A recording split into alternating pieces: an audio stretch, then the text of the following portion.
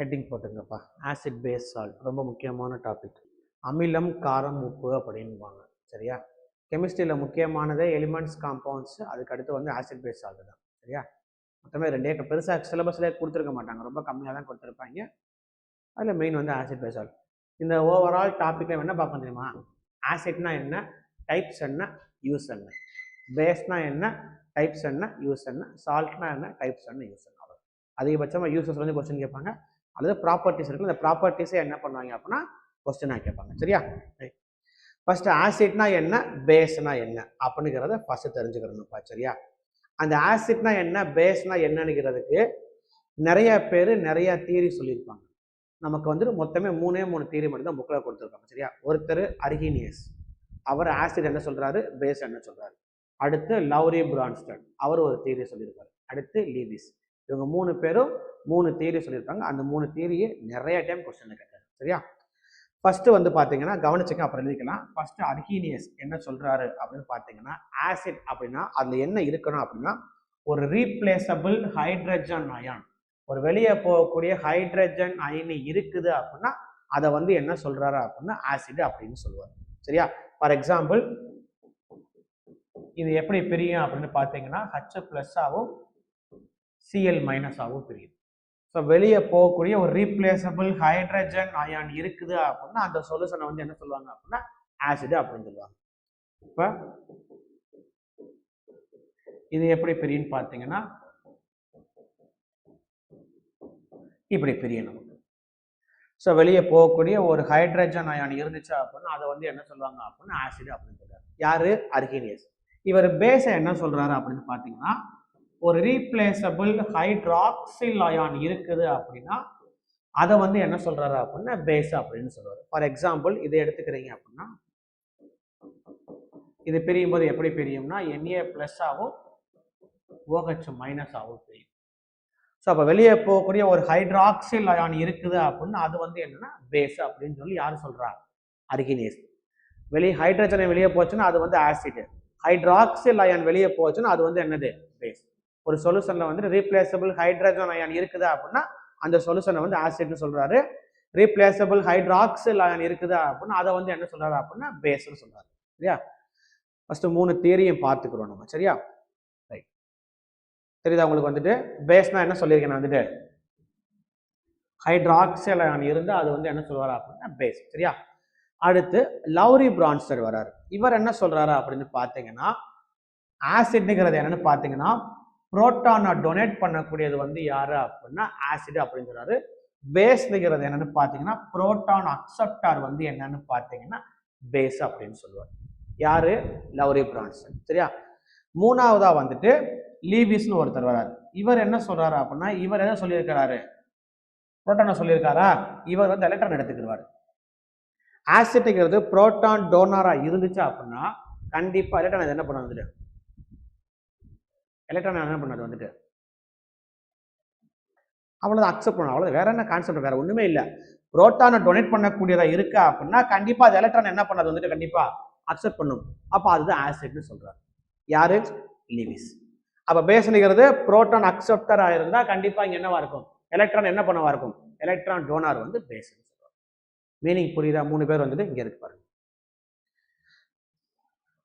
Lewis concept கீழே கொஞ்சம் கீழே இறங்கி வரும். ஃபர்ஸ்ட் காமிச்சாரு இந்த இருக்கு பாருங்க. லீவிஸ்ங்கிறது ஆசிட்ங்கிறது அங்க வந்து என்னது? புரோட்டான் டோனாரா? அப்ப இது வந்து என்னது? Electron acceptor. பேஸ்ங்கிறது புரோட்டான் அக்செப்டரா? அப்ப கண்டிப்பா என்னவா இருக்கும்? இவ்வளவுதான் பாயிண்ட். ஃபர்ஸ்ட் நீங்க என்ன பண்றீங்க, இந்த மூணு தியரியை மட்டும் ஃபர்ஸ்ட் எழுதிக்கிறீங்க. இந்த மூணு தியரியை நிறைய டைம் கேட்டிருக்கான். According to Lowry Bronsted theory acid is a dash, base is a dash. இவ்வளவுதான் கொஸ்டின் கேட்பாங்க. சரியா? தெளிவா எழுதிங்க. அர்ஹீனியஸ் தியரி படி ஆசிட்னா என்ன, பேஸ்னா என்ன. லவ்ரி பிரான்ஸ்டட் தியரி படி ஆசிட்னா என்ன, பேஸ்னா என்ன. லீவிஸ் தியரி படி ஆசிட்னா என்ன, பேஸ்னா என்ன. இதெல்லாம் ஃபர்ஸ்ட் பாயிண்ட்லாம் தேவையில்லைப்பா, இதெல்லாம். சரியா? அர்ஹீனியஸ் எப்படி ஆசிட்ங்கிறது என்னது? இந்த பாயிண்ட் அவ்வளவுதான். இந்த ஈக்குவேஷன் எழுதி ஒரு எக்ஸாம்பிளுக்கு எழுதிங்க. தண்ணியில கலந்து ஆட்டோமேட்டிக்கா அது என்ன பண்ணும்? ஹைட்ரஜன் அயான் வெளியே கொடுக்குதா அப்படின்னா அது வந்து என்னது? ஆசிட். ஹைட்ராக்சில் அயானை வெளியே கொடுக்குது அப்படின்னா அது வந்து என்னன்னு பார்த்தீங்கன்னா பேஸ். அவ்வளோ. ரொம்ப முக்கியமான டாபிக் தெளிவாக எழுதிங்க. ஆசிட் பேஸ் ரெண்டுமே எழுதிட்டீங்களா? அடுத்து லவ்ரி பிரான்ஸ்டட் தியரி படி ஆசிட்னா என்ன, பேஸ்னா இதை மட்டும் எழுதுங்க போதும். இதுக்கு அடுத்து எதுவுமே எழுதாதீங்க. கீழே உள்ள மேலே உள்ள மட்டும் எழுதுங்கப்பா. இந்த 2 பாயிண்ட் மட்டும் எழுதுங்க. சரியா? கீழே உள்ளதும் படிக்கணும் நம்ம, அதை பின்னாடி சொல்லித்தரேன் நான். இப்போதே ஃபஸ்ட் இந்த 3 கான்செப்டை ஃபஸ்ட்டு முடிச்சுக்கிறோம் நம்ம. அப்போ தான் நம்மளுக்கு கன்ஃபியூஷன் இல்லாமல் போகும். அதனால தான் எழுதிட்டீங்களா? இப்போ நம்ம ஃபர்ஸ்ட் அர்கீனியஸ் இருக்காரு பார்த்தீங்களா? இப்போ ஒன்றுமே இல்லை. லவ்ரி அர்கீனியஸ் கான்செப்ட் ஆசிட் என்ன சொல்லியிருக்கேன்? H பிளஸ் பேஸ்னா OH மைனஸ். இதை வச்சு ஒரு சில ப்ராப்பர்ட்டிஸ் பிரிச்சுக்கலாம். சரியா? இப்போ ஒன்றுமே இல்லை. இப்போ இந்த ஈக்குவேஷன் எடுத்துக்கோங்க. ஓகேவா? இந்த அமோனியா பார்த்தீங்கன்னா ஒரு பேஸ். அமோனியா பேஸ் ப்ராப்பர்ட்டி இருக்குது. ஆனால் இங்கே OH மைனஸ் ஏதாச்சும் இருக்கா? OH வெளியே பண்ணாதானே பேஸ்ன்னு நம்ம சொல்கிறோம். இங்கே OH ஏதாச்சும் இருக்கா? OH எதுவுமே இல்லை. அப்போ அது நம்ம அது ஒரு பேஸோட ப்ராப்பர்ட்டி தான். அப்போ அதை எப்படி பேஸ்ன்னு சொல்கிறோம்? அந்த டைமில் தான் யார் உள்ளே வரா? இந்த லவ்ரி பிரான்ஸ்டட் உள்ளே வராரு. அப்போ தான் அவர் என்ன சொல்கிறாரு அப்படின்னா, OH மைனஸ் வெளியே போனால் மட்டும் அது என்ன கிடையாது, பேஸ் கிடையாது.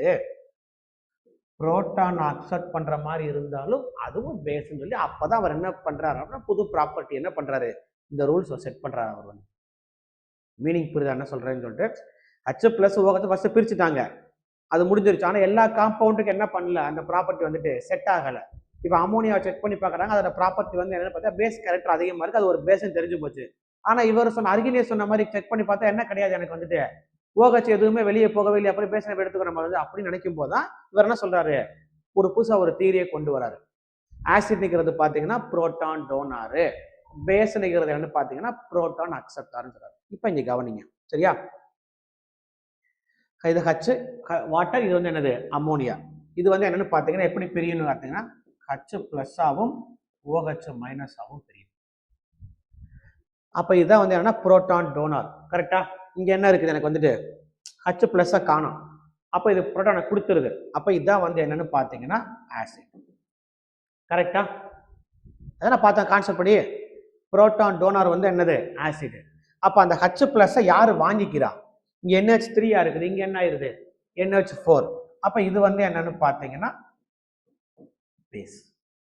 இவர் சொன்ன தியரி படி மீனிங் புரியுதா என்ன சொல்றேன்னு சொல்லிட்டு. இப்போ இங்க வாட்டர் தான் என்ன ஆக்ட் ஆகுதுன்னா ஆசிட் ஆக்ட் ஆகுது, அமோனியா என்னன்னு பார்த்தீங்கன்னா பேஸ் ஆக்ட். சரியா?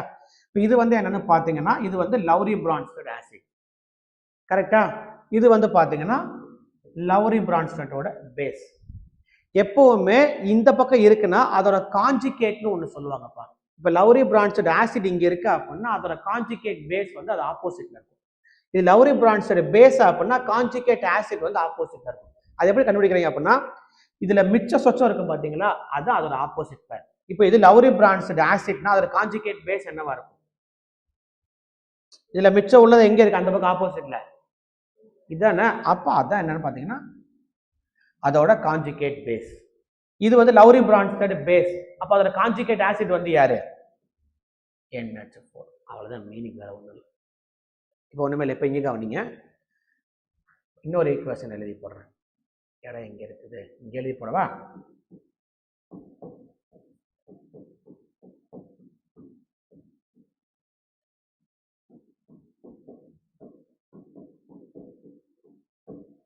இப்போ இங்கே லவ்ரி பிரான்ஸ்டட் ஆசிட் என்னது,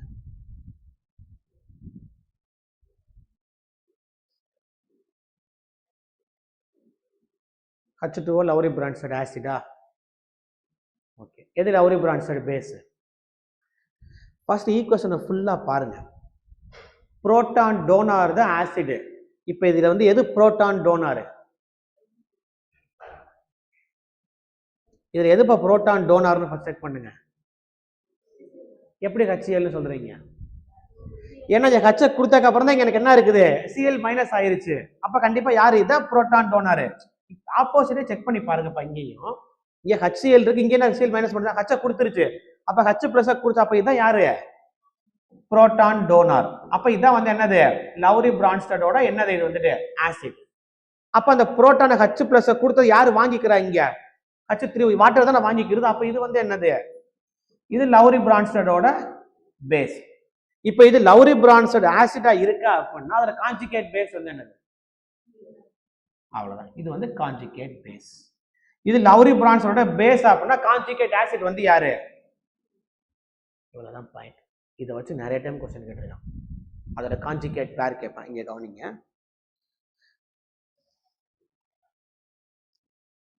இந்த இருக்கா டயக்ராமோட இருக்குமே, இந்த இருக்கு பாருங்க. இங்க இருக்கா, இது புரோட்டான் டோனரா கொடுக்குது. அப்ப இது வந்து என்னது? லவ்ரி பிரான்சோட ஆசிட். இது வந்து கண்டிப்பா என்னது?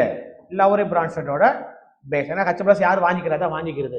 அப்ப இது லவ்ரி பிரான்சோட ஆசிட் அப்படின்னா இதோட கான்ஜுகேட் பேஸ் வந்து யாரு? இந்த Cl-. இது லவ்ரி பிரான்சோட பேஸ் அப்படின்னா அதோட கான்ஜுகேட் ஆசிட் வந்து யாரு? இந்த H3. புரியுதா என்ன சொல்றேன்னு சொல்லிட்டு இதை வச்சு நிறைய டைம் கொஸ்டின் கேட்டிருக்கேன். கன்ஃபியூஷன் வரவே கூடாது. தெளிவா உங்களுக்கு புரிஞ்ச மாதிரி எழுதிக்கங்க. சரியா? ஃபர்ஸ்ட் இந்த அமோனியாவே எழுதுங்க. எழுதிட்டு நான் சொன்ன மாதிரி 6 மார்க் போட்டுக்கிறோம். புரியுதா? இது வந்து லவ்ரி பிரான்சட் ஆசிட், இது லவ்ரி பிரான்சட் பேஸ். இப்போ இங்க கவனிங்க, இந்த இடத்துல யாருப்பா ஆசிட்? இந்த ஈக்குவேஷன் யார் ஆசிட்? H2O, வாட்டர் தான் ஆசிட். இந்த இடத்துல யார் ஆசிட்? யாரு? இந்த இடத்துல வாட்டர் என்ன ஆக்ட் பண்ணுது? அங்க என்ன வாட்டர் என்ன ஆக்குது? அப்ப வாட்டருக்கு வந்து 2 ப்ராப்பர்ட்டி இருக்கா? அப்ப வாட்டர் ஆம்ஃபோட்டரிக் ப்ராப்பர்ட்டின்னு சொல்லுவாங்க. வாட்டர் வந்து ஆசிடாக ஆக்ட் பண்ணும் as well as பேஸாக ஆக்ட் பண்ணுதா? ஸோ அதுக்கு என்ன ப்ராப்பர்ட்டி? ஆம்ஃபோட்டரிக் ப்ராப்பர்ட்டி. H+ OH அதான வாட்டரு. அப்ப ரெண்டாவது டிசோசியேட் பிரியும் அது வந்து. சரியா? இப்ப எழுதிட்டேன். எல்லாம் கூட்டு மனப்பாடம் பண்ணாதீங்கப்பா, தயவு செஞ்சு கொஞ்சம் புரிஞ்சு எழுதுங்கப்பா. அதை என்ன வேணாலும் கேட்கலாம்ப்பா அந்த இடத்துல வந்துட்டு. சரியா? எழுதும் போதே எழுதுங்க. இது லவ்ரி பிரான்சட் ஆசிட், இது லவ்ரி பிரான்சட் பேஸ். இது லவ்ரி பிரான்சட் ஆசிட்னா இதோட இது வந்து என்னது வந்துட்டு இது வந்து கான்ஜுகேட் பேஸ். இது லவ்ரி பிரான்சட் பேஸ் அப்படின்னா இது வந்து என்னது? அதோட கான்ஜுகேட் ஆசிட். புரியுதாப்பா? அந்த மாதிரி தெளிவா எழுதிங்க. அடுத்து என்ன எழுதுறீங்க? அடுத்து இந்த ஈக்குவேஷன் எழுதுங்க. இந்த இருப்பாரு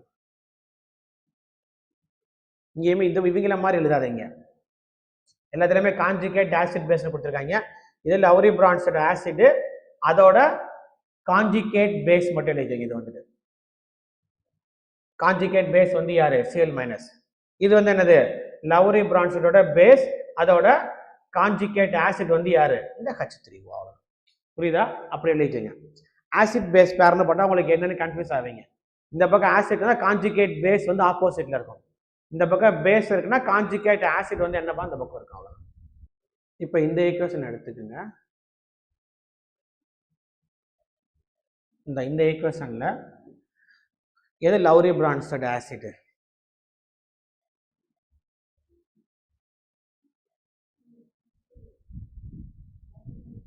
லவ்ரி பிரான்சட் ஆசிட் வந்து என்னது? இது லவ்ரி பிரான்சட் ஆசிடா? சரி, ஓகே. எப்படி லவ்ரி பிரான்சட் ஆசிட்னு சொல்றீங்க? இதை H+ கொடுத்துருச்சு, இங்க CH3O-. அப்ப லவ்ரி பிரான்சட் ஆசிட் தான். அப்ப இது வந்து கண்டிப்பா என்னவா இருக்கும்? லவ்ரி பிரான்சட்டோட பேஸ். இது லவ்ரி பிரான்சட் ஆசிட் அப்படின்னா கான்ஜுகேட் பேஸ் வந்து யாரு?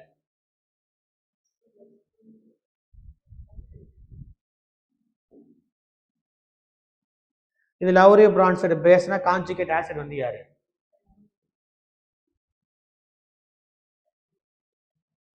இப்போ இந்த ஈக்குவேஷன் லவ்ரி பிரான்சட் ஆசிட் வந்து என்னது? இது லவ்ரி பிரான்சட் ஆசிட். கரெக்டா? ஏன்னா H+ கொடுத்துருச்சு. அந்த H யாரு வாங்கிக்கிறா? OH இருக்கு, இங்க OH2 ஆயிருச்சு. அப்ப இது வந்து என்னது? லவ்ரி பிரான்சட்டோட பேஸ். இது லவ்ரி பிரான்சட் ஆசிட் அப்படின்னா அதோட கான்ஜுகேட் பேஸ் வந்து யாரு? NO3 மட்டும் தான் மிச்சம் இருக்கு. அப்ப H போய் மிச்சம் இருக்கிறது என்னது? அதோட கான்ஜுகேட் பேஸ். இது லவ்ரி பிரான்சட் பேஸ் அப்படின்னா அதோட கான்ஜுகேட் ஆசிட் வந்து யாரு? மேல மறைச்சிட்டேன், அவ்வளவுதான், வேற ஒண்ணும் இல்லை. இதை கொடுத்துருக்காங்க. இது லவ்ரி பிரான்சட் ஆசிட், இது லவ்ரி பிரான்சட் பேஸ். இது லவ்ரி பிரான்சட் ஆசிட் அப்படின்னா என்னது? அதோட கான்ஜுகேட் பேஸ் வந்து இது. இது லவ்ரி பிரான்சட் பேஸ் அப்படின்னா அது கான்ஜுகேட் ஆசிட். சரியா? என்ன எக்ஸாம்பிளுக்கு இந்த எழுதிங்க, வேற எதுவும் எழுதிங்க, தப்பு இல்லை. என்ன எதுவுமே கேட்டிருந்தாங்க, இந்த இருக்கு பாருங்க, இதையும் இதை இந்த எக்ஸாம்பிளில் கேட்டிருந்தாங்க. எக்ஸாம்பிள் இல்லை எக்ஸாம்பிள். அடுத்து போலாமா? இப்போ நம்ம என்ன பார்த்துருக்கோம், அர்ஹெனியஸ் தியரி படி ஆசிட்னா என்ன, பேஸ்னா என்ன, லவ்ரி பிரான்ஸ்டட் ஆசிட்னா என்ன, பேஸ், லீவிஸ் தியரி மூணையும் பார்த்து முடிச்சிட்டோம். அடுத்து லவ்ரி பிரான்ஸ்டட் தியரியில் அந்த கான்ஜுகேட் ஆசிட் பேஸ் பேரை பற்றி நம்ம தெரிஞ்சுக்கிட்டோம் நம்ம. சரியா? H3O ஹைட்ரோனியம்னு போட்டுருங்கப்பா, அதையும் தெரியும், தெரியாது சில வார்த்தை நமக்கு. H3O +ங்கிறது என்னது, ஹைட்ரோனியம்னு சொல்லுவாங்க. H2O வாட்டர் நமக்கு தெரியும், H3O + என்னது, ஹைட்ரோனியம். அவ்வளோதான். ஓகேவா? அடுத்து போலாமா? இதெல்லாம் வேண்டாம். லீவிஸ் ஆசிடை பொறுத்த வரைக்கும் முக்கால்வாசி எல்லாமே ப்ளஸ்ல இருக்கும்ப்பா. லீவிஸ் பேஸை பொறுத்த வரைக்கும் முக்கால்வாசி எல்லாம் மைனஸில் கொடுத்துருப்பாங்க. சரியா? சும்மா இதை மட்டும் எழுதிக்கிறீங்களா? இதெல்லாம் லீவிஸ் ஆசிட் லீவிஸ் பேஸ் மட்டும் சும்மா எக்ஸாம்பிளில் கேட்டாங்கன்னா உங்களுக்கு தெரிகிறதுக்காக அப்படியே மனப்பாடம் பண்ணுற மாதிரி தான்ப்பா இருக்கும். இதெல்லாம் லீவிஸ் கான்செப்டை பொறுத்த வரைக்கும் எது ஆசிட் எது பேஸ் அப்படின்னா சொல்லியிருக்காங்க. இது வந்துட்டு எதை வச்சு பேசியிருப்பாங்க, லீவிஸ் ஆசிட் பேஸில் எலக்ட்ரானை வச்சு பேசியிருப்பாங்க. அவ்வளோதான், வேற ஒன்றுமே இல்லை. லவ்ரி பிரான்ஸ்னா புரோட்டான் வச்சு பேசியிருப்பாங்க. அவ்வளோதான். இதெல்லாம் அப்படியே கொடுத்து கேட்பாங்கப்பா. ஒரு 4 ஆப்ஷனை கொடுத்துட்டு இதில் எது வந்துட்டு லீவிஸ் ஆசிட் லீவிஸ் பேஸ்ன்னு சொல்லி கேட்பாங்கப்பா. அவ்வளோதான்ப்பா. புரியுதா? அப்போ நீங்கள் மனப்பாடம் பண்ணிக்கிற மாதிரி பார்த்துக்குங்க. அவ்வளோதான், ஓரளவுக்கு வந்துட்டு எனக்கு வாசி விட்டுட்டு இருப்பாங்க. ஏன்னா 11th 12th புக்கில் தான் இருக்குது, 10th வரைக்கும் உள்ள புக்கில் இது இல்லவே இல்லை. சரியா? அதனால சொல்கிறேன்.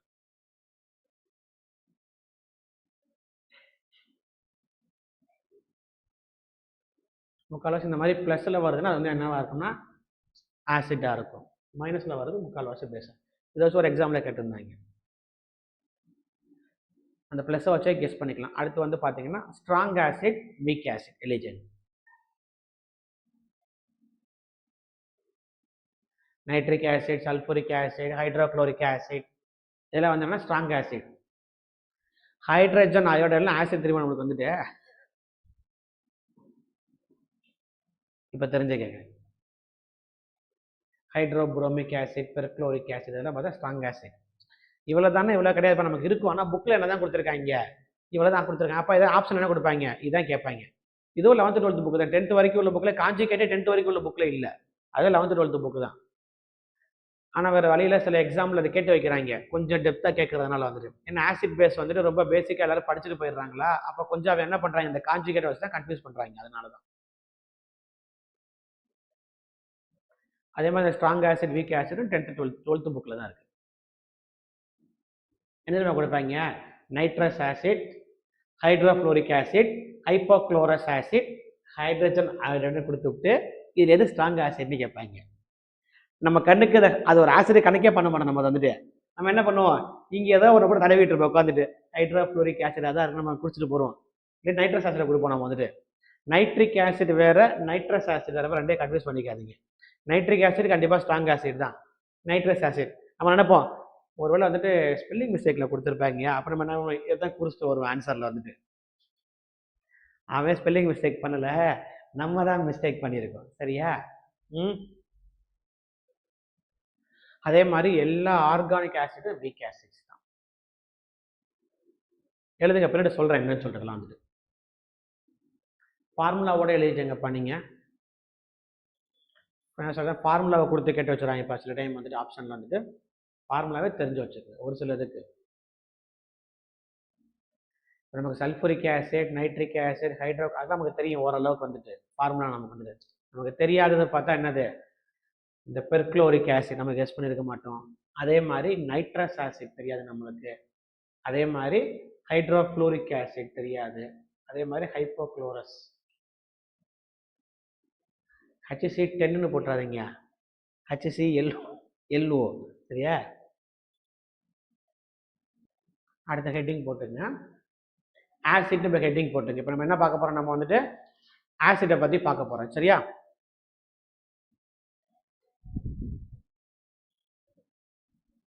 ஆசிடை பற்றி பார்க்க போகிறோம். அதில் ஃபஸ்ட்டு வந்து பார்த்தீங்கன்னா ப்ராப்பர்ட்டிஸ் ஆஃப் ஆசிட் ஹெட்டிங் போட்டுங்க. ப்ராப்பர்ட்டிஸ். இப்போ நம்ம என்ன பண்ண போகிறோம், பேசிக்காக ஆசிட் பேஸை பற்றி ரெண்டையுமே காமனாக பார்த்து முடிச்சிட்டோம். ஓகேவா? அடுத்து நம்ம என்ன பண்ண போகிறோம் அப்படின்னா ஆசிடை பற்றி பார்க்க போகிறோம். ஸோ மேலேயே ஸ்ட்ராங் ஆசிட் பார்க்கும்போது நம்ம என்ன பார்க்கணும், நம்ம வந்துட்டு ஆசிடை பற்றி பார்க்க ஆரம்பிச்சிட்டோம். இதுக்கப்புறம் கண்டினியூ பண்ணிக்கலாம் அப்படியே. சரியா? ஃபஸ்ட்டு கவனிங்க. ஃபஸ்ட்டு வந்து ஃபிசிக்கல் ப்ராப்பர்ட்டி பார்த்தீங்கன்னா ஆசிட் வந்து என்ன டேஸ்ட் கவனிச்சுக்கங்க. சோர் டேஸ்ட். சோர்னா என்னது?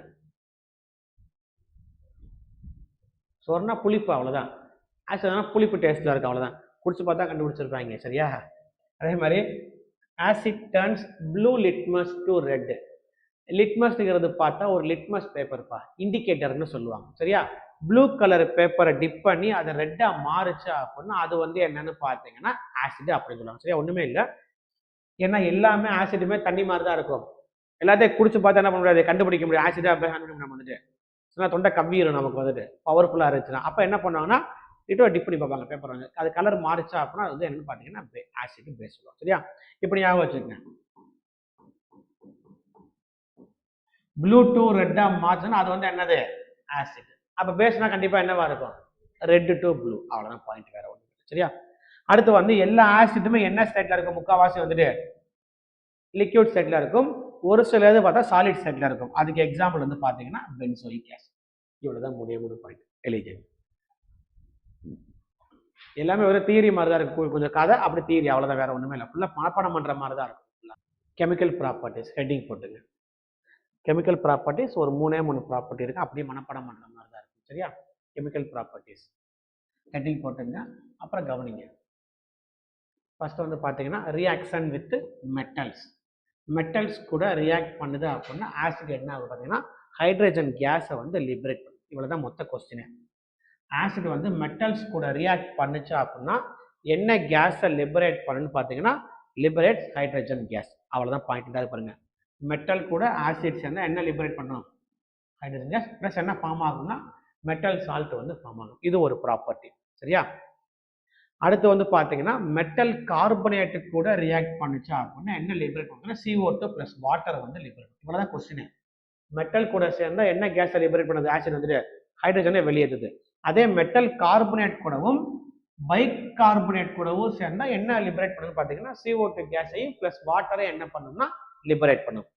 மூணாவது ப்ராப்பர்ட்டி என்னன்னு பார்த்தீங்கன்னா மெட்டல் ஆக்சைடு கூட சேருது அப்படின்னா என்ன லிபரேட் பண்ணணும் அப்படின்னு பார்த்தீங்கன்னா வாட்டரை வந்து வெளியே. இவ்வளோதான் 3 பாயிண்ட்.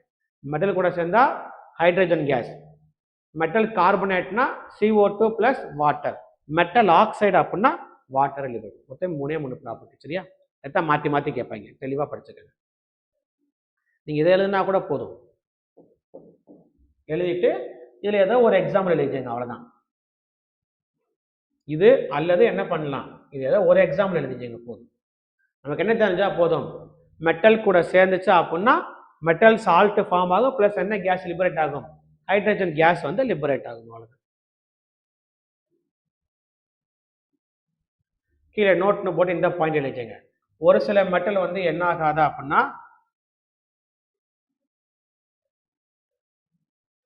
ரியாக்ட் பண்ணி ஹைட்ரஜன் கேஸை லிபரேட் பண்ணாது. அந்த மெட்டல் யாரா அப்படின்னா சில்வரும் காப்பரும். எல்லா மெட்டலுமே என்ன லிபரேட் பண்ண, ஹைட்ரஜன் லிபரேட் பண்ணுப்பா, இந்த ரெண்டை தவிர. அவ்வளவுதான். ஃபியூனு கொடுத்துருக்காங்க, எக்ஸாம்பிள் ரெண்டை கொடுத்துருக்காங்க, நம்ம இது ரெண்டு மட்டும் படிச்சுக்கங்க போதும். சில்வரும் காப்பரும் மட்டும் என்ன ஆகாது, லிபரேட் பண்ணி என்ன பண்ணாது, ஹைட்ரஜன் கேஸை லிபரேட் பண்ணாது. அவ்வளவுதான், ரியாக்ட் பண்ணிட்டு. அவ்வளவுதான். ரெண்டு எக்ஸாம்பிள் தேவையில்லைப்பா, ஒரு எக்ஸாம்பிள் எழுதுனா போதும்ப்பா. சரியா?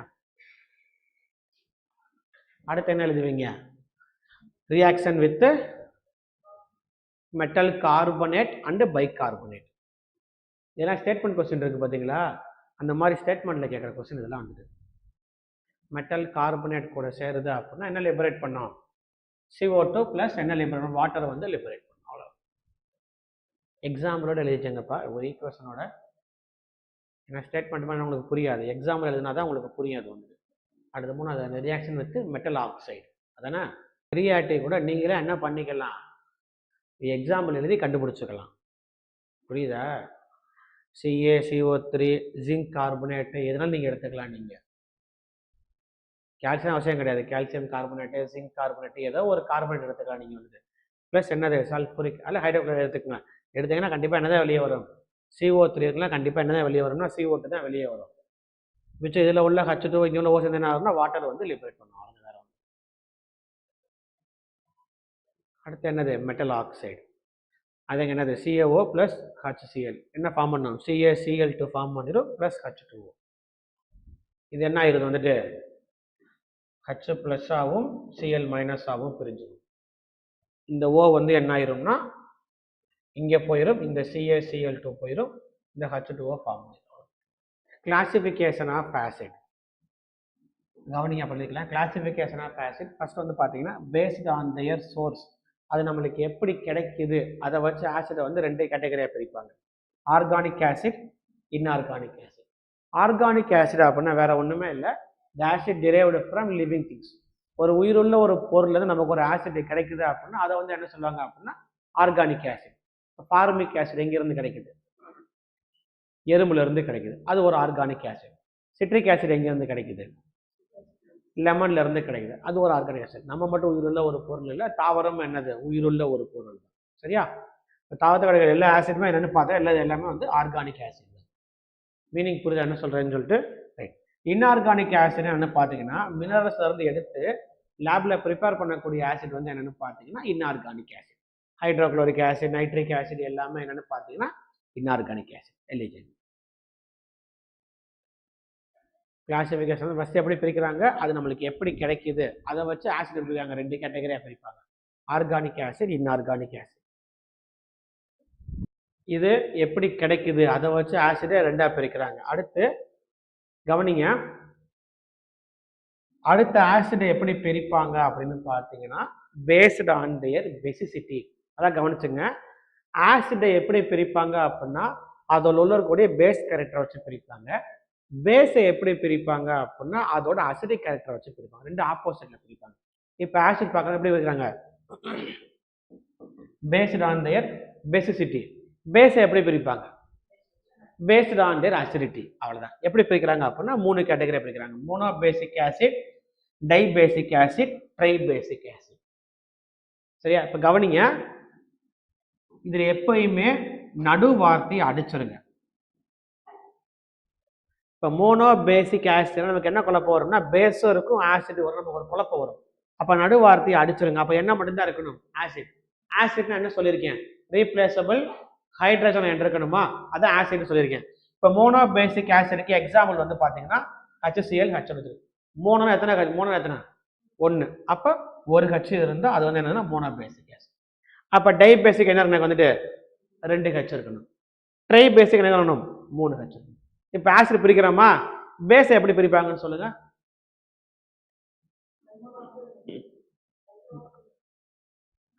இங்க எப்படி, இது மோனோ பேசிக் ஆசிட், அதை எப்படி பிரிப்பாங்க தெரியுமா, mono acidic base, di acidic base, tri acidic base.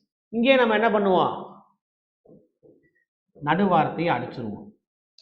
நமக்கு அசிடிக் பேஸ்னு வருதா நமக்கு ஒரு குழப்பம் வரும், ஆசிட்டா பேஸான்னு குழப்பம் வரும். அப்ப நடுவார்த்தையை அடிச்சிட்டோம் அப்படின்னா கண்டிப்பா அது வந்து என்னது பேஸ் தான். இங்க வந்து பாருங்க மோனோ பேசிக் ஆசிட், அப்ப நமக்கு பேஸா குழப்பம் வரும், நடுவார்த்தையை அடிச்சிருங்க. அப்ப ஆசிட் இருக்கு, அப்ப கண்டிப்பா அது வந்து ஆசிட். அவ்வளவுதான். இப்ப இங்க என்ன எக்ஸாம்பிள் சொல்லுவீங்க மோனோ அசிடிக் பேஸ்க்கு, அவ்வளவுதான் NaOH. அவ்வளவுதான். இங்க என்ன சொல்லலாம், எத்தனை OH வரும் நீங்க, அவ்வளவுதான் CaOH twice. இங்க எத்தனை OH வரணும், 3 OH வரணும். அவ்வளவுதான், அலுமினியம். நமக்கு இந்த கான்செப்ட் தெரிஞ்சா போதும். இங்க H1 வரணும், H2 வரணும், H3 வேணா, Hனா தான் ஆசிட். அப்ப இங்க OH நமக்கு தெரிஞ்சால் ஆட்டோமேட்டிக்கா நம்ம என்ன பண்ணலாம், ஈஸியா பிரிச்சோம். எலிஜிபிள். புரியுதாப்பா? நீங்க இந்த கதையெல்லாம் எழுத வேணாம்ப்பா, நீங்க என்ன எழுதினா போதும், மோனோ ஆசிட், மோனோ பேசிக் ஆசிட் எழுதிங்க. எழுதிட்டு எக்ஸாம்பிள், டை பேசிக் ஆசிட்க்கு எக்ஸாம்பிள், ட்ரை பேசிக் ஆசிட் எக்ஸாம்பிள். அந்த அதே பேஸ் எழுதிடாதீங்கப்பா, சும்மா தெரியுறக்காண்டி எழுதி போட்டேன் நான் வந்துட்டு கன்ஃபியூஸ் வரக்காக. புரியுதா? நடுவார்த்தையை மறைச்சு நம்ம என்ன பண்ணணும், பார்க்கணும் நம்ம வந்துட்டு. சரியா? அடுத்து என்ன ஹெட்டிங் போட்டுங்க, நம்ம என்ன பார்த்துட்டோம், ஆசிட்னா என்ன, ப்ராப்பர்ட்டிஸ் என்ன, டைப்ஸ் என்ன பார்த்துட்டோம். அடுத்து என்ன பார்க்க போறோம் அப்படின்னா யூசஸ் ஆஃப் ஆசிட். ஹெட்டிங் போட்டுங்கப்பா, யூசஸ் ஆஃப் ஆசிட். ஃபர்ஸ்ட் வந்து பார்த்தீங்கன்னா சல்ஃபூரிக் ஆசிட். சல்ஃபூரிக் ஆசிட் எங்கே யூஸ் பண்ணுறாங்க அப்படின்னு பார்த்தீங்கன்னா கார் பேட்டரிஸ். நம்ம வீட்டில் கார்லாம் யூஸ் பண்ணுற பார்த்தீங்களா, அந்த பேட்டரியில் ஃபுல்லாக என்ன ஆசிட் இருக்குன்னு பார்த்தீங்கன்னா சல்ஃபூரிக் ஆசிட் தான் இருக்கும். சரியா? கவனிங்க, 2ஆவது பாயிண்ட் பாருங்க, நைட்ரிக் ஆசிட். நைட்ரிக் ஆசிட் எங்கே யூஸ் பண்ணுறாங்க பார்த்தீங்கன்னா ப்ரிப்பரேஷன் ஆஃப் அமோனியம் நைட்ரேட். இது பாயிண்ட் இல்லை, என்ன முக்கியமான பாயிண்ட்னா this ammonium nitrate is used as a fertiliser. இந்த பாயிண்ட் தான் முக்கியமான பாயிண்ட். நைட்ரிக் ஆசிட் தயார் பண்ணுறதுக்கு பயன்படுத்த மாட்டாங்க கண்டிப்பாக. இந்த இடத்துல முக்கியமாக இந்த பாயிண்ட்டை ஏன் சொன்னேன் அப்படின்னா this ammonium nitrate is used as a fertiliser. அந்த ஒரு பாயிண்ட் முக்கியமானது. அதே மாதிரி நைட்ரிக் ஆசிட் வந்து எங்கே யூஸ் பண்ணணும்? நைட்ரிக் ஆசிட் வந்தாலே கண்டிப்பாக எக்ஸ்ப்ளோசிவ்ஸ் வருதுப்பா. நைட்ரிக் ஆசிட் வந்தாலே கண்டிப்பாக எக்ஸ்ப்ளோசிவ்ஸ், வெடிமருந்து, கன் பவுடர் எல்லாத்துக்குமே நைட்ரிக் ஆசிட் கண்டிப்பாக தேவைப்படும். சரியா? எக்ஸ்ப்ளோசிவ்ஸ் இந்த பாயிண்ட்டை மட்டும் தெரிஞ்சுக்கங்க. அடுத்து வந்து பார்த்தீங்கன்னா வேற எங்கே யூஸ் பண்ணுறாங்க அப்படின்னு பார்த்தீங்கன்னா ஃபோட்டோகிராஃபியில் வந்து பார்த்தா சில்வர் நைட்ரேட் யூஸ் பண்ணுவாங்க. கன் பவுடர் தயார் பண்ணுறதுக்கு பார்த்தீங்கன்னா சோடியம் நைட்ரேட் வந்து யூஸ் பண்ணுவாங்க. இதை மட்டும் எழுதிக்கணும். அவ்வளோ. சல்ஃபரிக் ஆசிட் கேட்டிருக்கான்ப்பா. கார் பேட்டரிஸில் வந்து என்ன ஆசிட் பயன்படுத்துவாங்கன்னு சொல்லி கேட்டிருக்காங்க. முக்கியமானது ஃபோட்டோகிராஃபியில் சில்வர் நைட்ரேட்டு, கன் பவுடருக்கு சோடியம் நைட்ரேட். போல மற்றது அடுத்தது எழுதுங்க. ஹைட்ரோக்ளோரிக் ஆசிட் மூணாவது பாயிண்ட். ஹைட்ரோக்ளோரிக் ஆசிட் எங்கே யூஸ் பண்ணுவாங்கன்னு பார்த்தீங்கன்னா கிளீனிங் ஏஜென்ட் இன் டாய்லெட். நம்ம டாய்லெட் க்ளீன் பண்ணுறோம் பார்த்தீங்களா, அதுக்கு வந்து என்னென்னா ஹைட்ரோக்ளோரிக் ஆசிட் யூஸ் பண்ணுவாங்க. அதே மாதிரி நம்மளோட ஸ்டொமக்கில் வந்து டைஜஷன் இருக்குது பார்த்தீங்களா, அதுக்கு வந்து யார் ஹெல்ப் பண்ணுறா அப்படின்னா இந்த ஹைட்ரோக்ளோரிக் ஆசிட் வந்து ஹெல்ப் பண்ணுது. இந்த ஹைட்ரோக்ளோரிக் ஆசிட் வந்து ஆர்கானிக் ஆசிடா இன்ஆர்கானிக் ஆசிடாப்பா? இன்ஆர்கானிக் ஆசிட் தான். ஆனால் அப்படிப்பட்ட ஒரு இன்ஆர்கானிக் ஆசிட் தான் எங்கே சுரக்குது? நம்மளோட ஸ்டொமக்கில் டைஜஷனுக்காண்டி சுரக்குது. அப்போ அது சுரக்கக்கூடிய அந்த முக்கியமான ஒரு செல்லுக்கு பேர் என்ன அப்படின்னு பார்த்தீங்கன்னா அந்த செல்லுக்கு பேர் ஆக்சின்டிக் செல்ஸ் அப்படின்னு சொல்லுவாங்க. இன்னும் ஒரு பேர் பெரைட்டல் செல்ஸ். இந்த செல்லோட முக்கியமான பர்பஸே என்னது? இந்த செக்ரேஷன் ஆஃப் ஹைட்ரோக்ளோரிக் ஆசிட் மட்டும்தான். நம்ம டைஜஷன், நமக்கு அசிடிட்டி பெயின், அல்சர் பெயின்லாம் வருது பார்த்தீங்களா, அது காரணமே யார்? இந்த ஹைட்ரோக்ளோரிக் ஆசிட் தான். ஃபுட்டு இருந்தால் அது என்ன பண்ணணும்னா ஃபுட்டை டைஜஸ்ட் பண்ணும். ஃபுட்டு இல்லை அப்படின்னு ஆட்டோமேட்டிக்காக அது என்ன பண்ணும்? ஸ்டொமக்கோட அவுட்டர் லேயரை ஃபுல்லாக கொஞ்சம் கொஞ்சமாக என்ன ஆரம்பிச்சிடும்னா அரிக்க ஆரம்பிச்சிடும். அதான் நமக்கு அசிடிட்டி, அல்சர் பெயின் வரது காரணமானது. அப்போ ஹைட்ரோக்ளோரிக் ஆசிட் ரெண்டு பர்பஸ்க்கு யூஸ் ஆகுது. என்னென்னது? ஒன்று டாய்லெட்டையே க்ளீன் பண்ணுது, இன்னொன்று என்ன பண்ணுது? வயிற்றையே க்ளீன் பண்ணுது. அப்போ என்ன அர்த்தம்? நம்ம வயிறு என்னது? கிட்டத்தட்ட டாய்லெட் மாதிரி தான். இது எழுதி ரொம்ப முக்கியமானதுப்பா, ஆக்சின்டிக் செல்ஸ். இதான் ரொம்ப முக்கியமான கொஸ்டின். அதான் எழுதி போட்டேன். எதை எழுதல யாருமே? ஒன்று எழுதி போட்டேன். நான் போர்டில் ஒரு கண்டென்ட் எழுதி போடுறேன் அப்படின்னா அதை நீங்கள் நோட்டில் கண்டிப்பாக எழுதியிருக்கணும். ஓகேவா? எங்க இன்னொரு இடத்துல எழுதியிருப்போமா? நம்ம வந்துட்டு டைஜஷன் நடத்தியிருப்பேன் நான் வந்துட்டு. ஆமாம், இங்கேயும் தெரிஞ்சுக்கங்க, தப்பு இல்லை ஒன்றும். நான் தேவையில்லாமல் ஒன்றுமே எழுதி போட மாட்டேன். ஏன்னா பேசிக்காகவே நான் யார்? நான் ஒரு சோம்பேறி.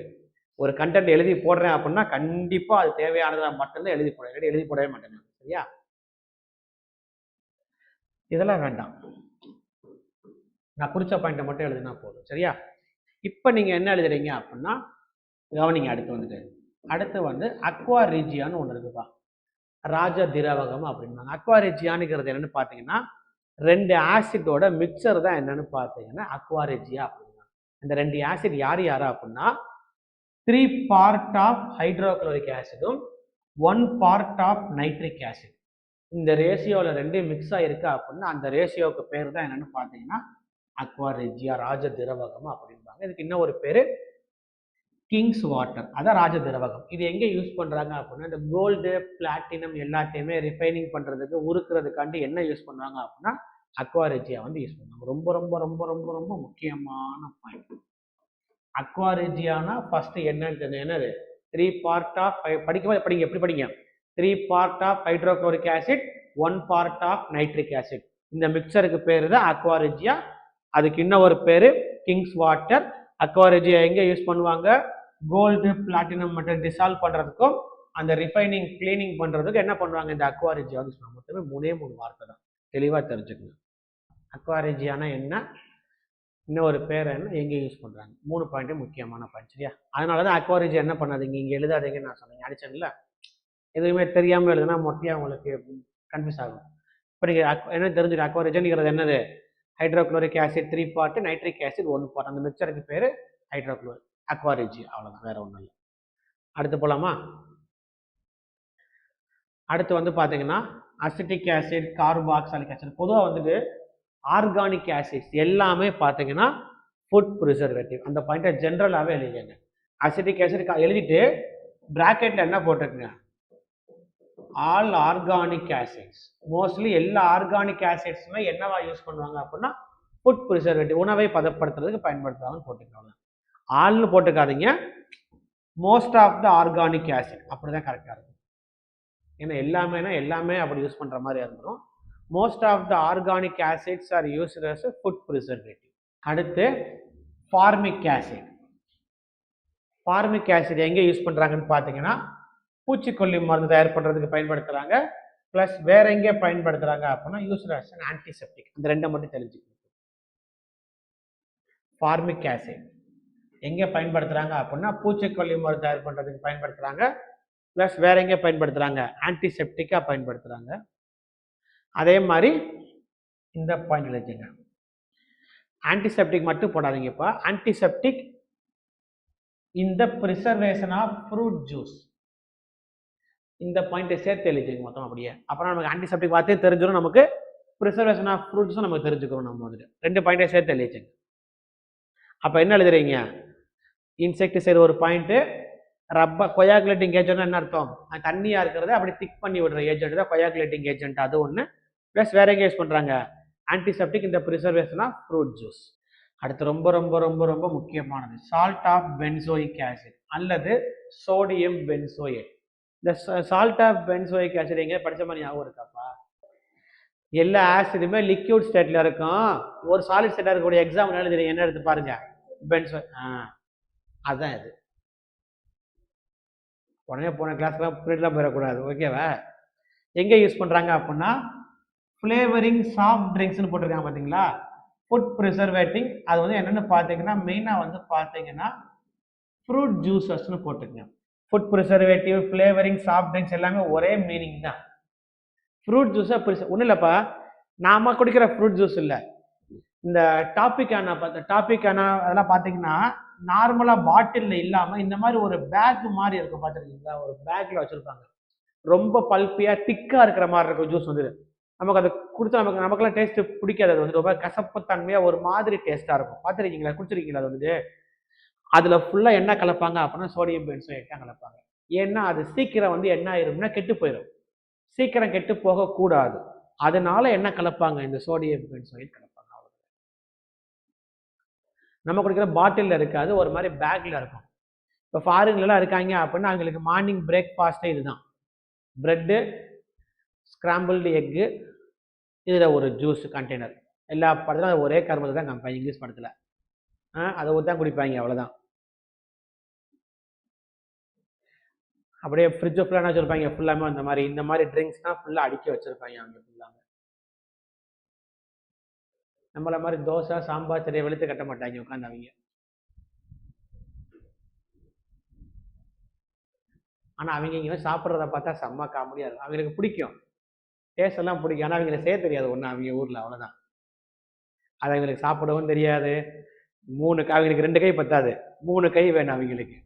2 கையில் பிச்சு இப்படி இப்படி மூக்கி செம்ம காமெடியாக இருக்கு அவங்க சாப்பிட்றத பார்த்தா. அதுக்கடுத்து பார்த்தீங்கன்னா இது எழுதிங்க, used as an medicine in urinary antiseptic.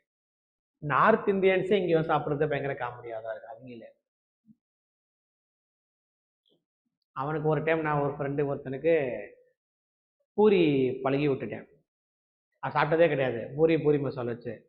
நான் தான் வந்துட்டு பெங்களூரில் இருக்கும்போது என் கூட ஒரு கோர்ஸ் படிக்கும்போது அவன் ஃப்ரெண்டு மணிப்பூர், அவன் வந்துட்டு ஷைபாய் கிங் பின் அவன் பேர் வந்துட்டு, சரியா? பேரே காமெடியாக தான் இருக்கும். நான் தான் சரி வந்துட்டு ஏடிபிக்கு வடை கூப்பிட்டு போயிட்டு பூரி வாங்கி கொடுத்தேன். அதுலேருந்து என்ன யோசிச்சானோ இல்லையோ, நான் வரதுக்கு கூட டெய்லி ஏடிபி தான் போய் அதே பூரி தான், ஒரே பூரி. அந்த மசாலா அவனுக்கு பிடிச்சிருக்கும் போல இருக்குது, அந்த நம்ம மசாலா கொடுப்பாங்களே 2 பூரிக்கு 3 மசாலா வாங்கலாம் போல இருக்குது. அப்புறம் அவங்க வந்து திட்டி, பரவாயில்ல சார் கொடுங்க, வேற ஊருக்கு அப்போ நான் சொல்லி வாங்கி கொடுக்குறது. அதுலேருந்து அவங்க என்ன பண்ணுறாங்க அப்படின்னா அந்த ஒரு பழகிட்டாங்க அப்படின்னா அதையே தான். இப்போ நார்த் இந்தியன்ஸ் மட்டும் இல்லை, ஃபாரினர்ஸுக்குமே நம்ம ஃபுட்டு வந்து அவங்களுக்கு என்ன ஆகும்னா பிடிச்சிடும். அதுக்காக தான் இங்கே வந்து என்ன ஆகுதுன்னா நிறைய பேர் என்ன பண்ணுறாங்க, ஃபுல்லாக வெளியூர்லேருந்து இங்கே வராங்க. ஆனால் என்ன, நம்ம ஆளுங்களோட இதுதான் கொஞ்சம் பிரச்சனையாக இருக்குது, ஒழுங்காக ட்ரீட் பண்ணுறதுல. ஒரு சில ஊரில் வந்துட்டு ஒரு சில இடத்துல தப்பு நடக்கிறது என்ன ஆகுது அப்படின்னா, அவங்க போர்ட்ரேட்டை எப்படி பண்றாங்க அப்படின்னா ஒட்டுமொத்த ஊரை சேர்த்து போர்ட்ரேட் பண்ணிடுறாங்க. இங்கே ஒரு தப்பு நடக்குதா அப்படின்னா ஒட்டுமொத்தமா இந்தியா, அவ்வளவுதான் கணக்கு வந்துட்டு. பாம்பேல தப்பு நடக்குதா அப்படின்னா இந்தியா, அவ்வளவுதான். தமிழ்நாட்டிலுமே ஏதோ ஒரு ஊர் நடக்குதா அப்படின்னா தமிழ்நாடு, மொத்தமா என்ன ஆயிருதா அப்படின்னா அடியாயிருது அந்த பேர், அவ்வளவுதான். அடுத்து எழுதுங்கப்பா, போரிக் ஆசிட். போரிக் ஆசிட் வந்து என்ன பண்றாங்கன்னு பாத்தீங்கன்னா ஐ வாஷ்க்கு பயன்படுத்துவாங்க, ஐ டிராப்ஸ் அல்லது ஐ வாஷ்னு போட்டுங்க. போரிக் ஆசிட் வந்து ஐ டிராப்ஸ் அல்லது ஐ வாஷ் போட்டுங்க, அவ்வளவுதான். மற்றதெல்லாம் வேண்டாம்ப்பா, இதெல்லாம் வேண்டாம். நான் சொல்ற பாயிண்ட்டை மட்டும் படிச்சுக்கோங்க, அந்த பாயிண்ட்டை மட்டும் எழுதிக்கங்க போதும், சரியா? அடுத்து வந்து கார்போனிக் ஆசிட் எங்க யூஸ் பண்ணுவாங்க அப்படின்னா ஏரேட்டட் ட்ரிங்க்ஸ். அது என்னப்பா ஏரேட்டட் ட்ரிங்க்ஸ்னா, நம்ம குடிக்கிற கோக்கு பெப்சி தான் ஏரேட்டட் ட்ரிங்க்ஸ். அதுல ஃபுல்லா என்ன ஆசிட் இருக்கும்னா கார்போனிக் ஆசிட் தான் இருக்கும். அடுத்து பாஸ்போரிக் ஆசிட். பாஸ்போரிக் ஆசிட் எங்க யூஸ் பண்றாங்க அப்படின்னு பாத்தீங்கன்னா ஃபெர்டிலைசர் தயார் பண்றதுக்கு பயன்படுத்துறாங்க பாஸ்போரிக் ஆசிட். பாஸ்போரிக் ஆசிட் வந்துட்டு ஃபெர்டிலைசர் தயார் பண்றதுக்கு பயன்படுத்துறாங்க.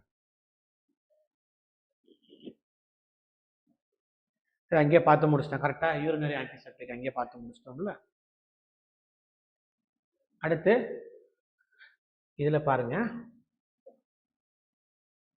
இது வேண்டாம், நம்ம பேஸ்ல பார்த்துக்கலாம், விட்டுருங்க இப்போதைக்கு வந்துட்டு, சரியா? Oxalic acid. ஆக்சாலிக் ஆசிட் வந்து என்னன்னு பார்த்தீங்கன்னா bleach for wood and remove black stains. Oxalic acid எங்க இருக்குன்னு தெரியுமா?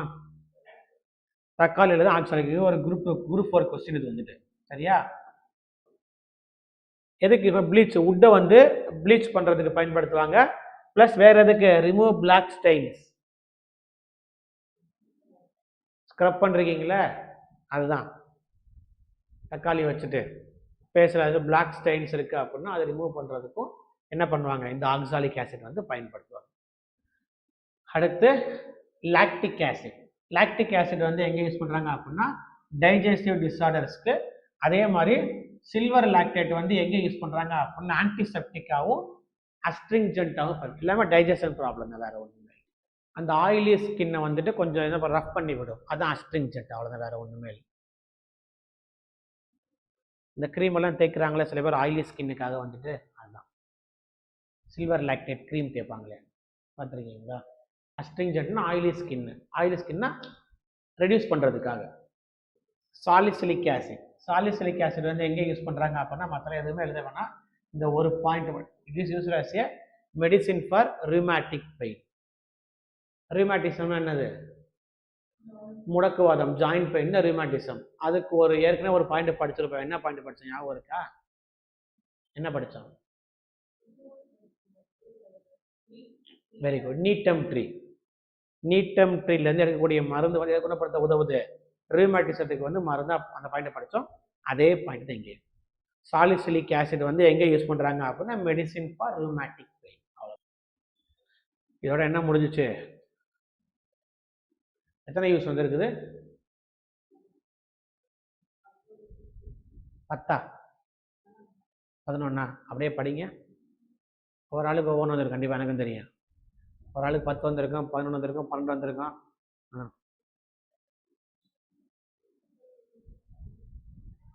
ஒரு ஃபாஸ்ட்டாக படிங்க, அப்படியே ஆசிடோட யூஸ் மட்டும் தரவா படிங்க அப்படியே. எத்தனை வந்தாலும் பரவாயில்ல, உனக்கு 13 வந்திருக்க தெரியும்.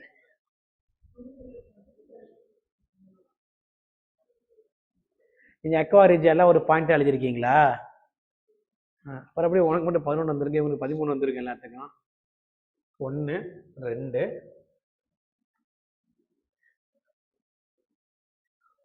3, இது எத்தனாவது? 4 5 6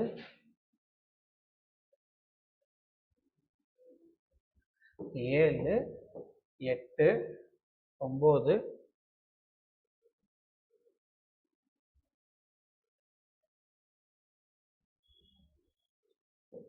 10 11 12 அக்வரேஜே ஒரு பாயிண்ட், அது ஓகே தான். அக்வரேஜே ஒரு பாயிண்ட் 12 பாயிண்ட் மொத்தம் இருக்குது. அக்வரேஜே ஒரு நோட்னு போட்டு ஒரு வாரம் எழுதிக்கிற சொன்னாங்க. இதோட என்ன முடிஞ்சிச்சு, ஆசிட் முடிஞ்சிருச்சு. அடுத்து நம்ம என்ன பார்க்க போகிறோம் அப்படின்னு பார்த்தீங்கன்னா, எழுதிங்கப்பா. வினிகரில் வந்து என்ன ஆசிட் இருக்குன்னு பார்த்தீங்கன்னா அசிட்டிக் ஆசிட் இருக்கும். எழுதிங்க. லெமனில் வந்து என்னன்னா சிட்ரிக் ஆசிட், பட்டரில் வந்து கெட்டு போச்சா அப்படின்னா அதில் பியூட்ரிக் ஆசிட், மில்கில் வந்து லாக்டிக் ஆசிட், ஆப்பிளில் வந்து மேலிக் ஆசிட், ஆலிவ் ஆயிலில் ஓலிக் ஆசிட், கிரேப்ஸ் டாமரின்ல வந்து டர்டாரிக் ஆசிட், ஃபேட்டில் வந்து ஸ்டீரிக் ஆசிட், லெட்யூஸில் வந்து பார்த்தீங்கன்னா சக்சினிக் ஆசிட், எறும்பு தெரியல வந்து என்னன்னா ஃபார்மிக் ஆசிட், யூரின்ல வந்து யூரிக் ஆசிட், டொமேட்டோவில் ஆக்சாலிக் ஆசிட், டீல வந்து டேனிக் ஆசிட், காஃபியில் வந்து குயினிக் ஆசிட். எழுதுங்க. இன்னும் ஆசிட்டே முடியலை, சரியா என்ன இருக்குது எழுதுங்க. டிஎன்ஏவே என்னது, டிஆக்சி ரைபோ நியூக்ளிக் ஆசிட், அவ்வளோதான். அப்போ என்ன ஆசிட் இருக்கும், நியூக்ளிக் ஆசிட், அவ்வளோதான்.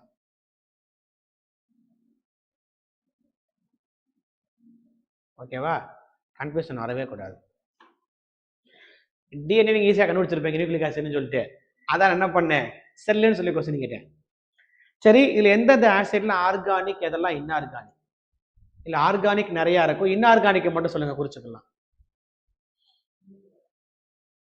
வினிகர் வேற. ஃபர்ஸ்ட் ஆர்கானிக் இன்ஆர்கானிக் என்ன தெரியுமா, என்னது ஆர்கானிக் என்னது, derived from living things. இன்ஆர்கானிக்னா நான் லிவிங் திங். இப்போ இதில் இதெல்லாம் இன்ஆர்கானிக். மில்க் உங்களுக்கு ஆர்கானிக் ஆசிடு, அதுலேருந்து வர பட்டர் வந்து இன்ஆர்கானிக் ஆசிடா, எந்த ஒரு நாய் அது.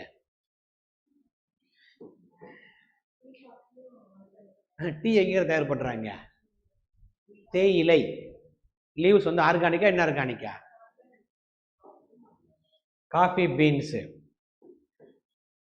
வினிகர் எங்கேயும் தயார் பண்ணுவாங்க, கரும்பு சக்கையில தயார் பண்ணுறது, அதுவும் ஆர்கானிக் ஆசிட் தான்.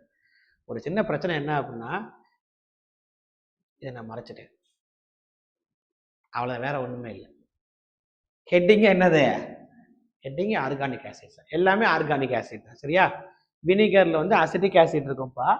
வினிகர் எங்கே தயார் பண்ணுறாங்க, கரும்பு சக்கையில தயார் பண்ணுறது என்னது, மொலாசஸ் ப்ராசஸ் தான் என்னது வினிகர் தயார் பண்ணுறது. சரியா, போலாம் அடுத்தது. அடுத்த ஹெட்டிங் என்ன போட்டுங்க, பேஸ் ஹெட்டிங் போட்டுங்க. பேஸ் பொறுத்த வரைக்கும் நீங்கள் அங்கேயே என்ன எழுதியிருப்பீங்க, இந்த பாயிண்ட் எல்லாமே நம்ம அங்கேயே எழுதி முடிச்சிட்டோம். கரெக்டா, ரீப்ளேசபிள் ஹைட்ரா என்ன யாரோட தியரி, இது வந்துட்டு அர்கினியஸோட தியரி தான் என்னது, ரீப்ளேசபிள் ஹைட்ராக்சைல். இதெல்லாம் எழுத வேணாம் நீங்க. அடுத்து இந்த பாயிண்ட்டை மட்டும் எழுதுங்க, ஸ்ட்ராங் பேஸ் வீக் பேஸ் மட்டும் எழுதி. புரியுதாப்பா, தியரி நீங்க எழுத தேவையில்லைப்பா, அந்த கண்டனை மல்லி பார்த்து முடிச்சிட்டோம். நம்ம வந்துட்டு இங்கே பார்த்து முடிச்சோம், நம்ம Arrhenius theory, Lowry Branson, Lewis மூணே பார்த்து முடிச்சிட்டோம். சரியா, sodium hydroxide, lithium hydroxide, potassium hydroxide, இதெல்லாமே என்னது, எல்லாமே ஸ்ட்ராங் பேஸ். ஹைட்ரஜன் சயனைடு வந்து எங்கே படிச்சோம், நம்ம ஸ்ட்ராங் ஆசிட்ல படிச்சோமா, நம்ம எடுத்து பாருங்க, வீக் ஆசிட்ல படிச்சோமா. ஹைட்ரஜன் சயனைடு வந்து வீக் ஆசிடு, பொட்டாசியம் சயனைடு வந்து வீக் பேஸ். தெரியுதா, 10 எல்லாமே சயனைடு தானே, ஒன்னா போட்டுறாதீங்க.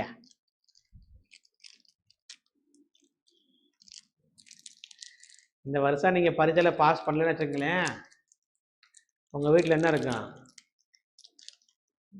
ஒன்று ஹைட்ரஜன் சயனைடா இருக்கும், அல்லது பொட்டாசியம் சயனைடா இருக்கும்.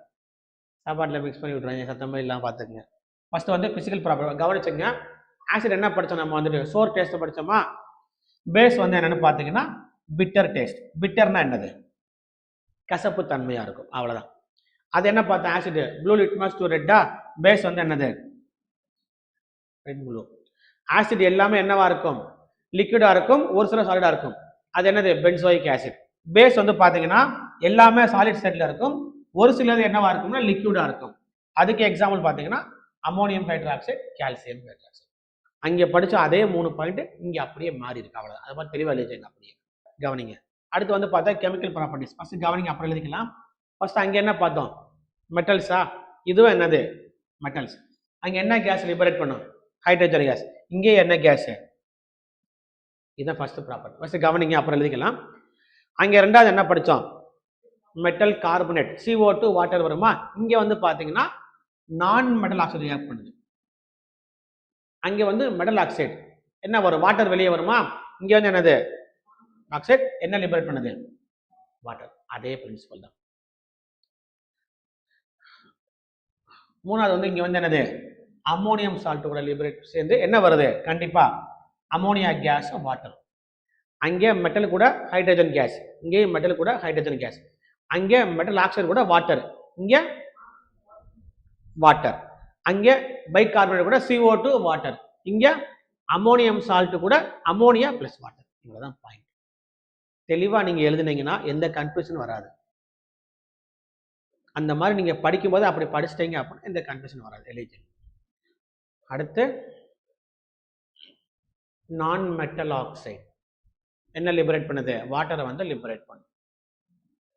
அங்கே மெட்டல் ஆக்சைடு பார்த்தோம், அதான் என்னது கால்சியம் ஆக்சைடு பார்த்தோம், அதான் மெட்டல் ஆக்சைடு. இது வந்து என்னது நான் மெட்டல் ஆக்சைடு CO2 வந்துது. அடுத்து கிளாசிஃபிகேஷன் ஆஃப் பேஸ். ஆசிட் எப்படி படித்தோம், பேஸ்டு ஆன் தேர் பேசிசிட்டி. இங்கே பேஸ் எப்படி பிரிக்கிறோம், பேஸ்டு ஆன் தேர் அசிடிட்டி. கரெக்டா, mono acidic base, di acidic base, tri acidic base. நடுவார்த்தை நம்ம வழக்கமாக என்ன பண்ணிக்கிறோம், அடிச்சுக்கிறோம். அப்போ மோனோ பேஸ், பேஸ்னா OH இருக்கணும், மோனோனா ஒரு OH, அவ்வளோதான். டைனா 2, இங்கே கமாப்பா. ட்ரைனா என்னது 3, இது கமா போட்டுக்கணும். இது ஒரு எக்ஸாம்பிள், இது ஒரு எக்ஸாம்பிள், அவ்வளோதான். ஓகேவா. அடுத்து என்ன ஹெட்டிங் போட்டுக்குங்க, அவ்வளோதான். யூசஸ் ஆஃப் பேஸ் ஹெட்டிங் போட்டுங்க, அவ்வளோதான். அடுத்த ஹெட்டிங் வந்து uses of base. First use இந்த பாருங்க, இது எழுதிட்டேங்க. சோடியம் ஹைட்ராக்சைடு எதுக்குன்னு பார்த்தீங்கன்னா சோப் மேனுஃபேக்சரிங்க்கு பயன்படுத்துகிறாங்க. என்ன சோப் அப்படின்னா வாஷிங் சோப். சோடியம் ஹைட்ராக்சைடு வந்து பார்த்தீங்கன்னா வாஷிங் சோப் தயார் பண்ணுறதுக்கு பயன்படுத்துகிறாங்க. நான் சொல்ல எழுதுங்க. ரெண்டாவது பொட்டாசியம் ஹைட்ராக்சைடு எங்கே யூஸ் பண்ணுவாங்க அப்படின்னா பாத்திங் சோப். இதை மட்டும் எழுதுங்க, மற்றெல்லாம் எழுதுங்க வேண்டாம். சோடியம் ஹைட்ராக்சைடு வந்து பார்த்தீங்கன்னா வாஷிங் சோப், குளிக்கிற சோப்பு இருக்குல்ல, அது வந்து சோடியம் ஹைட்ராக்சைடு. சரியா,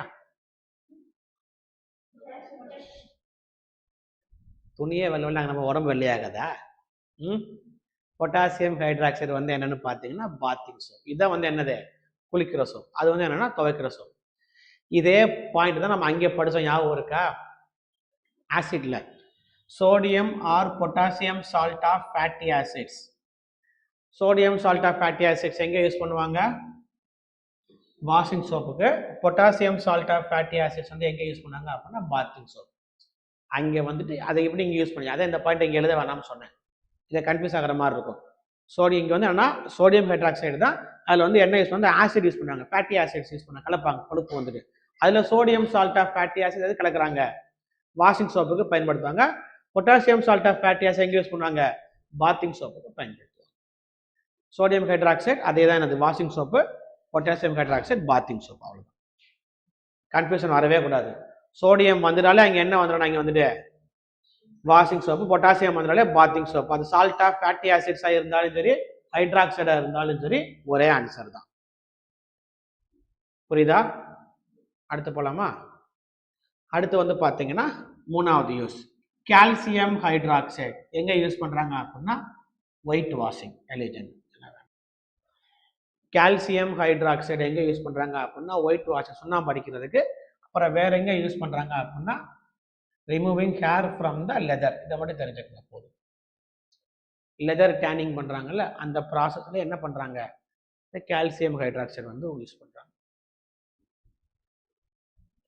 சுண்ணாம்பு அடிக்கிறது என்னது கால்சியம் ஹைட்ராக்சைடு. சரியா. குயிக் கிளைம் இதை ஒரு ஓரம் அழிச்சுங்க.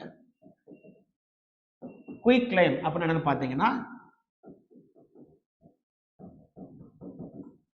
கால்சியம் ஆக்சைடு, சுட்ட சுண்ணாம்பு சொல்லுவாங்க. ஸ்லேக்டு லைம் இது காமன் நேம்பா. குயிக் லைம்ங்கிறது காமன் நேம், இது கெமிக்கல் நேம், இது கெமிக்கல் ஃபார்முலா. அதே மாதிரி ஸ்லேக்டு லைம் நீர்த்த சுண்ணாம்பு, இது common name, chemical name calcium hydroxide, chemical formula CaOH. அப்போ மீனிங் என்ன அர்த்தம்? சுட்ட சுண்ணாம்புல தண்ணியை ஊற்றுனா அதுக்கு பேர் தான் நீர்த்த சுண்ணாம்பு. அவ்வளோதான், வேற ஒன்றுமே இல்லை. புரியுதா என்ன சொல்கிறேன்னு சொல்லிட்டு? சுண்ணாம்பு அடிக்கிறாங்கள, அப்படியே எடுத்து அடிக்க முடியுமா? நம்ம வந்துட்டு இது CaO, அதோட என்ன கலப்பாங்க? H2O சேர்ந்து எனக்கு என்ன கிடைக்கும்? CaOH வந்து கிடைக்கும். சரியா? இது ஒரு எக்ஸாம்ல கேட்ட கொஸ்டின். என்ன கொஸ்டின் அப்படின்னா, இப்போ சுண்ணாம்பு அடிக்கிறாங்களா, இப்போ அடித்த உடனே பார்த்தீங்கன்னா ரொம்ப டல்லாக தெரியும். ஓகேவா? அதே நீங்கள் அடுத்த நாள் பார்த்தீங்கன்னா நல்லா பிரைட் ஒயிட்டாக தெரியும். அதுக்கு என்ன ரீசன்? அப்படி இல்லை, சுண்ணாம்பு அடித்த உடனே பார்த்தீங்கன்னா அன்னைக்கு நாளுக்கு பார்த்தீங்கன்னா ரொம்ப ஒரு மாதிரி டல் கலரில் தான் இருக்கும். ரொம்ப நல்லா காஞ்சு அடுத்த நாள் பார்த்தீங்க அப்படின்னா நல்லா பிரைட் ஒயிட்டாக மாறிடும். அதுக்கு என்ன ரீசன் தான் கொஸ்டின். சுண்ணாம்பு அடிக்கிறாங்களா, அது என்னது? ஃபர்ஸ்ட் வந்துட்டு இது கூட என்ன பண்ணுறாங்க? தண்ணி கலக்குறாங்க. ஃபர்ஸ்ட்டு சேர்ந்து எனக்கு என்ன கிடைக்குது? இதை வச்சு என்ன பண்ணுறாங்க? கலந்து ஃபர்ஸ்ட் வந்து அடிச்சிடுறாங்க. சரியா? அடிச்சு முடிச்ச உடனே இதுதான் அடிக்கிறாங்க. இது கொஞ்ச நேரம் கழிச்சு என்ன ஆகும்னா,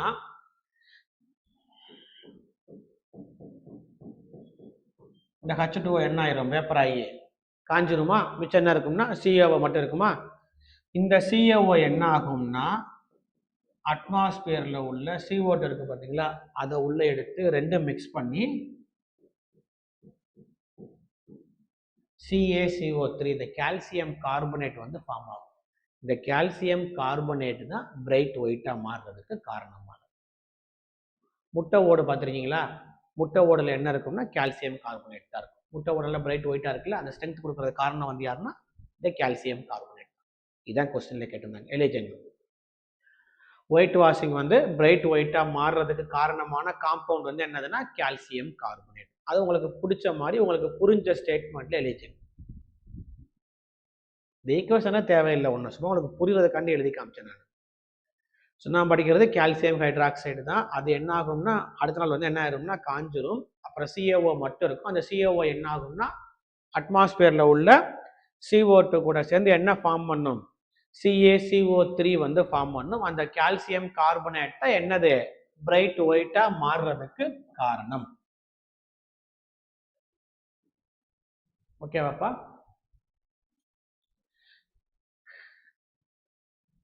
அதே மாதிரி காஸ்டிக் சோடா அப்படின்னா சோடியம் ஹைட்ராக்சைடை சொல்லுவாங்க. எலிஜென்ட் காஸ்டிக் சோடா அப்படின்னா சோடியம் ஹைட்ராக்சைடு. அதே மாதிரி காஸ்டிக் பொட்டாஸ் அப்படின்னா பொட்டாசியம் ஹைட்ராக்சைடு.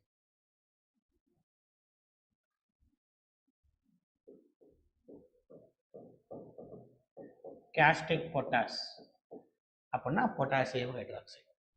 ஓகேவா? மொத்தம் எத்தனை யூஸ் பார்த்துருக்கோம்? மொத்தமாக இருக்கும் சோடியம், பொட்டாசியம், கால்சியம் 3 முடிச்சிருக்கோமா?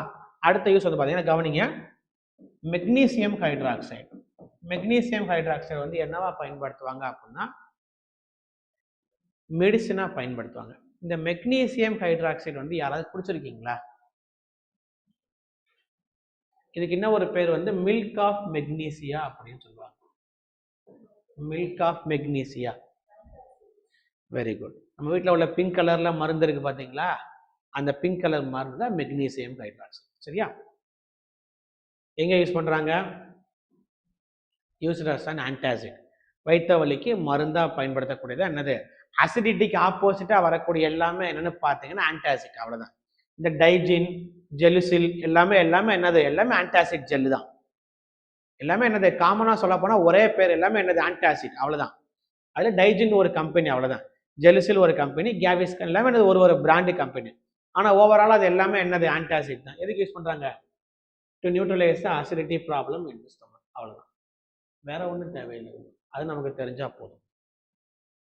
ஆன்டாசிட் என்ன அர்த்தம்? அசிடிட்டிக்கு ஆப்போசிட்டா ரியாக்ட் பண்ற எல்லாமே என்னது? ஆன்டாசிட் தான். இந்த மெக்னீசியம் ஹைட்ராக்சைடு குடிக்கிறதுக்கு காரணமான ஆசிட் வந்து என்னது?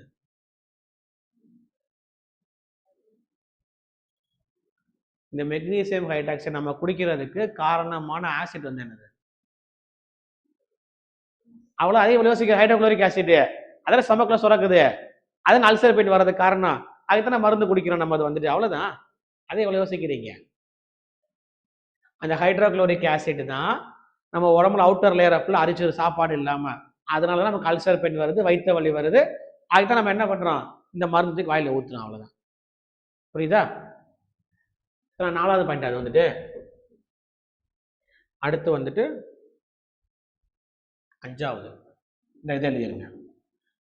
அமோனியம் ஹைட்ராக்சைடு எங்கே யூஸ் பண்ணுறாங்க அப்படின்னா, to remove grease stain from cloth. துணியில் ஏதாச்சும் போகாத கரை இருக்கா அப்படின்னா அதை எடுக்க என்ன பண்ணுவாங்க அப்படின்னா, they யூஸ் அமோனியம் ஹைட்ராக்சைடு. அதே மாதிரி ஃபெர்டிலைசர் தயார் பண்ணுறதுக்கும் கண்டிப்பாக அமோனியம் வந்தாலே கண்டிப்பாக இங்கே என்ன வரணும், ஃபெர்டிலைசர் கண்டிப்பாக வரும். கரெக்டா? துணியில் கரைப்படுதலப்பா, நம்ம ட்ரை கிளீனிங் கொடுக்குறோம் பார்த்தீங்களா, அவங்க என்ன பண்ணுவாங்க, இதை வச்சு என்ன பண்ணாங்க, அந்த கரையை எடுப்பாங்க. நம்மளும் எடுக்கலாம், ஆனால் போகிறது என்னவா இருக்காது, கரையாக மட்டும் இருக்காது, சட்டையும் சேர்ந்து போயிடும் மொத்தமாக.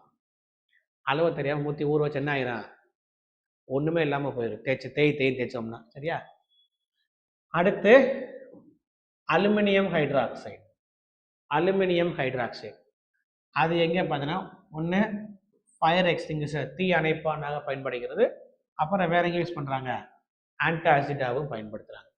அப்புறம் அதுக்கு என்ன மீனிங்க, 2 பாயிண்ட்டுக்கு என்ன புரிஞ்சுக்கிறீங்க? 2ல இருந்து வெளியேறிற நெருப்பு அணைக்கவும் பயன்படுது, உள்ளேற நெருப்பு அணைக்கவும் என்ன பண்ணுது, பயன்படுது. கரெக்டா? அதான மீனிங் அதுக்கு.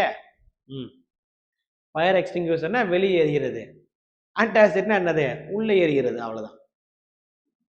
அப்படி படிச்சாதான் மறக்காத உங்களுக்கு, இல்லாட்டி மறந்து போயிடும். நீங்கள் பாயிண்டாக படிச்சீங்கன்னா மறந்து போயிடும். இந்த மாதிரி படித்தா உங்களுக்கு என்ன ஆகாதுன்னா மறக்காது. அதனால தான். இப்போ ஹைட்ரோக்ளோரிக் ஆசிட் எங்கே யூஸ் பண்ணுறாங்க, அங்கே படித்த யூஸ் என்ன படித்தோம், நம்ம டாய்லெட் க்ளீன் பண்ண பயன்படுத்துகிறாங்க. வேற எங்கே இருக்குது, டைஜஷனுக்கு, அவ்வளோதான். அதே மாதிரி இதுவும் என்னது, வெளியே உள்ள, அவ்வளோதான். சரியா? அடுத்து லித்தியம் ஹைட்ராக்சைடு. லித்தியம் ஹைட்ராக்சைடு வந்து எங்கே யூஸ் பண்ணுறாங்க அப்படின்னா, ஆஸ்ட்ரோநாட்ஸ் ஸ்பேஸ் ட்ராவலில் பயன்படுத்துகிறாங்க. எதுக்குன்னு பார்த்தீங்கன்னா, CO2 வந்து யூட்டிலைஸ் பண்ணுறதுக்கு பயன்படுத்துவாங்க. இப்போ நம்மளுக்கு இங்கே CO2 வெளியே போகுது, ஆக்சிஜன் எடுத்துக்கிறோம். ஸ்பேஸில் பார்த்தா நமக்கு அங்கே என்ன இருக்காது, வெளியே ஃபுல்லாக வேக்கம் வந்து இருக்கும். அப்போ உள்ள ஆக்சிஜன் இருக்கு, நம்ம ரிலீஸ் பண்ணுற CO2 என்ன பண்ண ஆட்டோமேட்டிக்காக வந்துட்டு நியூட்ரலைஸ் பண்ணி தான் ஆகணும் ஷிப்பில் வந்துட்டு. அப்போ அங்கே என்ன யூஸ் பண்ணுவாங்க, அது லித்தியம் ஹைட்ராக்சைடு. புரியுதா என்ன சொல்கிறேன்னு சொல்லிட்டு, ஸ்பேஸில் ஷிப்பில் ஃபுல்லாக அங்கே என்ன இருக்காது, கரெக்டாக அளவெல்லாம் கரெக்டாக தான் வச்சுருப்பாங்க. இவ்வளோ தான் சுவாசிக்கணும், இவ்வளோ தான் ரிலீஸ் பண்ண, எல்லாமே அளவு வச்சுருப்பாங்க கரெக்டாக வந்துட்டு. அப்போ நம்ம ரிலீஸ் பண்ணுற CO2 என்ன பண்ணணும் வந்துட்டு உள்ள அப்சர்வ் பண்ணி நியூட்ரலைஸ் பண்ணணும்ல. அப்போ அங்கே என்ன யூஸ் பண்ணுவாங்க, இந்த லித்தியம் ஹைட்ராக்சைடு வந்து யூஸ் பண்ணுவாங்க. அவ்வளோ. ஓகேவாப்பா? இப்போ கவனிங்க, சோடியம் ஹைட்ராக்சைடு எதுக்கு, soap, washing soap. Potassium bathing soap. Calcium hydroxide white washing. Magnesium hydroxide acidity. Ammonium hydroxide grease stain.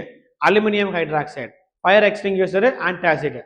Lithium hydroxide எதுக்கு, ஸ்பேஸ் ட்ராவல். இவ்வளோ தான் மொத்த பேஸோட யூஸ். அதில் ஃபாஸ்ட்டாக படிங்க.